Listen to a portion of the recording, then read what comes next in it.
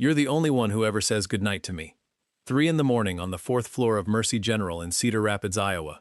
Nobody in that corridor but the two of us, and a floor buffer. Somebody had left plugged in by the ice machine. I'd said what I say. I say it 11 times a night to 11 different people, and I've said it for 9 years. Good night. And she said that back. I said, that can't be right. And she said, Lyle, count it up. 11 weeks. You're the only person in this building who talks to me. Which was not true. I knew for a fact it wasn't true, because I'd watched 2 nurses on that floor be kind to her, and I'd watched a resident hold a door. And then I did what she told me to do. I counted it up. And I worked out what she actually meant, and it took me about 4 seconds, and I have not been able to put it down since. Everybody in that building talked to her as somebody's wife. Nobody in that building talked to her. To Elena. My name is Lyle Hendren. I'm 48. I work 3rd shift security at Mercy General. 11 at night to 7 in the morning. 4 nights on, 3 off, 9 years this April. And I need to tell you the thing about that building, because otherwise none of the rest of it makes sense. I was a nurse there for 14 years. Med-surg, then step down. I was good at it. I want to say that plainly, because false modesty is a way of dodging, and I'm not going to dodge this one. 10 years ago, I made a heparin error, a decimal point. It was 3 in the afternoon on the 2nd day of a stretch, and I was not tired, and I was not distracted, and I have never once been able to give myself an excuse for it. The patient survived. The patient was harmed. Nobody caught it but me. I want that on record too. I caught it myself about 40 minutes later, and I reported myself, and I surrendered my license voluntarily at the hearing when I did not strictly have to. And then I did the thing that everybody in my family thinks is the strangest decision I've ever made, which is that I stayed. I applied for a security position in the same building 14 months later, and I have walked those halls at night ever since. I don't have a tidy explanation for that. The closest I can get is that leaving felt like a thing I hadn't earned. Her name was Elena Ruiz. She was 36. Her husband was in the rehab unit on 3. Tomas, 39, fell 22 feet off scaffolding on a grain bin outside Monticello in the February. Incomplete spinal injury, which is the good kind if there's a good kind. He was going to walk again, and he does now, but it was going to take about 8 months to find out. They live in Manchester, 80 miles. She'd used up every hour of leave she had at the school cafeteria where she worked, and then she'd used up the unpaid, and then in the middle of April they let her go, and she did not tell her husband that for 5 weeks. And by the time I met her properly, she had been sleeping in the 4th floor family lounge for 11 weeks. That's the part I have to be honest about, because I didn't find that out on the night she said the thing about goodnight. I'd known for 9 weeks. Here's how you know, if you do my job. The family lounges have couches and they're unlocked and people fall asleep in them constantly. That's what they're for. But people who are visiting go home. Their coat isn't in the same spot 4 nights running. They don't have a routine with the showers on too. They don't know that housekeeping does the 4th floor at 4:15 and be gone by 4:10. She was doing all of it beautifully. Genuinely. She kept that lounge cleaner than the staff did. She was never once asleep when the shift changed. She had it down to a system inside about 10 days, which tells you what kind of person she is. And because I did 4 nights a week for 9 weeks, I know the system. I could draw it for you. She was in the lounge by 11:40, after the last of the evening visitors cleared out. She slept on the 2-seater, not the long couch, because the long couch faces the door and the 2-seater doesn't, and a person asleep facing away reads as a person waiting. She kept everything in one duffel bag, and the duffel bag went in the cabinet under the coffee machine, because that cabinet is empty and nobody in the history of that hospital has ever opened it. Showers on 2, between 4:15 and 4:40, which is the 25-minute window after the overnight staff shower and before the 6 o'clock crowd. 25 minutes, and she was never once in there for more than 11. She ate in the cafeteria at 7 in the morning, off a visitor voucher that the rehab unit gives out one of, per family, per day. 1 meal a day, off a voucher, and then whatever was in the vending machine on 3, and I know that because I emptied that machine's cash box for 9 weeks, and I watched the same $4 a day go into it.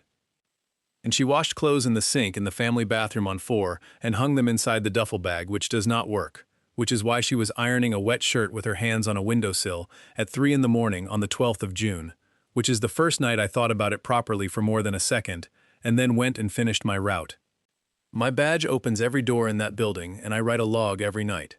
For 9 weeks I wrote 4F Lounge clear, and I knew it wasn't clear. I never said a word. Not to her, not to my supervisor, not to anybody. I just said goodnight. If you're still with me, and I know this is where people decide whether they want the rest of it, do me one favor and hit subscribe.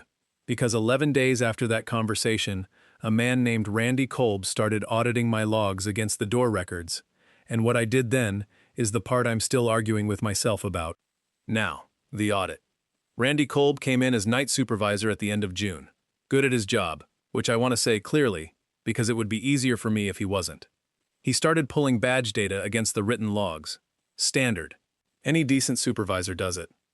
And on a Tuesday he came and found me at the loading dock at 1 in the morning with a printout, and he said, "4th floor lounge.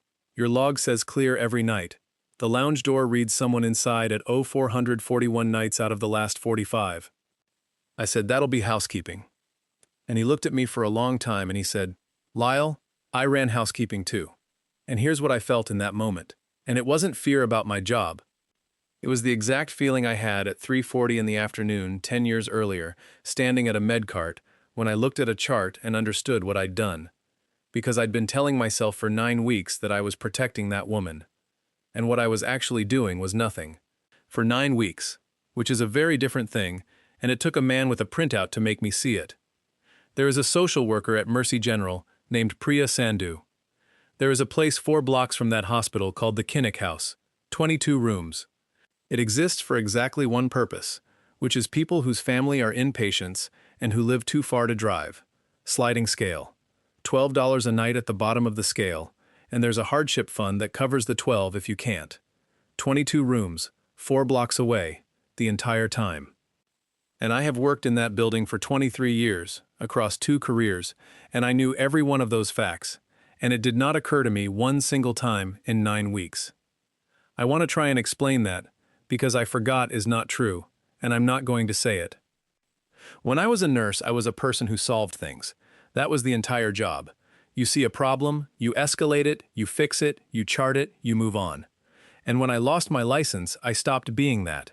I don't mean I decided to. I mean it came off me over about 2 years and I never noticed it going. I became a man who walks a route and writes down what he sees and doesn't touch anything. For 9 weeks I looked at a woman sleeping on a couch and I felt like a good man for keeping her secret. And it never once crossed my mind to actually do something, because doing something had stopped being a thing I was. Randy Kolb handed me a printout and I understood all of that at once, standing on a loading dock at 1 in the morning. I said, "Give me until Thursday." I did it in the wrong order, and I do it differently now. I went to Priya Sandhu first, on the Wednesday morning, on my own time, and I sat in her office and told her the whole thing, and she was quiet for a second, and then she said, 11 weeks? I said 11 weeks. And she said, "Lyle, I could have had her in the Kinnick in a day and a half in April." I know. That's the sentence. That's the one I'd have taken out if I got to choose. Then I told Elena, Thursday, 3 in the morning, 4th floor lounge. And she was not grateful.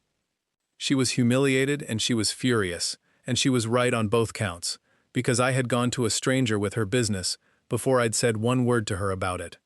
She said, "You knew? The whole time you knew?" I said, "Yes." She said, "And you just said goodnight." And I said, and this is the most honest thing I said in that entire 11 weeks, I said yes, because that was free. She sat down on the couch she'd been sleeping on for 11 weeks and she cried for a while, and I stood there, because there was nothing else to do. And then she said, $12. I said $12, and there's a fund for the 12. And she said, "I've been washing my hair in a hospital sink since April." She moved into the Kinnick house on the 2nd of July. Tomas came home in October. He walks now, a cane on bad days, and there are still bad days, and there always will be. I got a written warning and a note in my file, which was correct and light, and I told Randy so. He said something to me afterward that I've thought about a lot. He said, "You logged it clear 41 times. I'd rather have a guy who lies to protect somebody than a guy who lies because he's lazy. But Lyle, the second one's easier to spot, and you were doing something worse than both." You were watching. Priya Sandhu started something after that, which is the part of this I'm actually proud of and which has nothing to do with me. Night security at that hospital now has a 1-page card with 4 phone numbers on it. Housing, food, transport, hardship fund. because it turned out I was not the first guard in that building to see somebody sleeping in a lounge and write it up as clear. I don't know how many people that card has caught. Priya says 11 last year. I have no way of checking, and I've decided not to. Elena and I took a long time. I want to be honest about that, because it needed to be a long time. She was a married woman living 4 blocks from her husband's rehab bed, and I was the man who'd watched her sleep on a couch for 9 weeks and done nothing. There is no version of that where anything happens quickly, and there shouldn't be. She and Tomas separated the following spring, and it did not have one single thing to do with me, and I was not in that state for the 6 weeks around it. They're on good terms now, which took work I wasn't part of. She called me in September, 14 months after the lounge. She said, "I'm going to say something, and you're not going to make it a big thing." And she said, "Nobody has said goodnight to me since July of last year. We've been at it 2 years." She works at a school in Marion now. I still do 4 nights on, 3 off, because I'm 48 and I don't want to walk that route in the daylight, and I can't fully explain why. And on the nights I work, at 11, before I clock in, I call her. And she says it first now. That's the whole ending. She gets in first. One last thing. 10 years ago I made an error in that building and nobody caught it but me, and I turned myself in and gave up a career I was good at, because there was a rule and the rule was right. And then I broke a rule 41 nights in a row and lied about it in writing, and told myself I was protecting somebody, and what I was actually doing was watching a woman wash her hair in a sink for 11 weeks. Some people tell me the second one was mercy, that the rule about who sleeps in a lounge is a rule about liability and not about people, and that a man who follows every rule in a hospital is not somebody you want on nights. Other people tell me I'm just a man who found out he likes deciding which rules count, and that the proof is a woman who could have been in a bed 4 blocks away in April. So settle it for me in the comments, because I have had 2 years and I have not got there. Was the Goodnight the kindest thing in that building, or was it the cheapest? And if you sat through all of that with me, subscribe. There's a new one every week, and every single one of them is about somebody who saw the whole thing and said nothing. Thanks for sitting with me.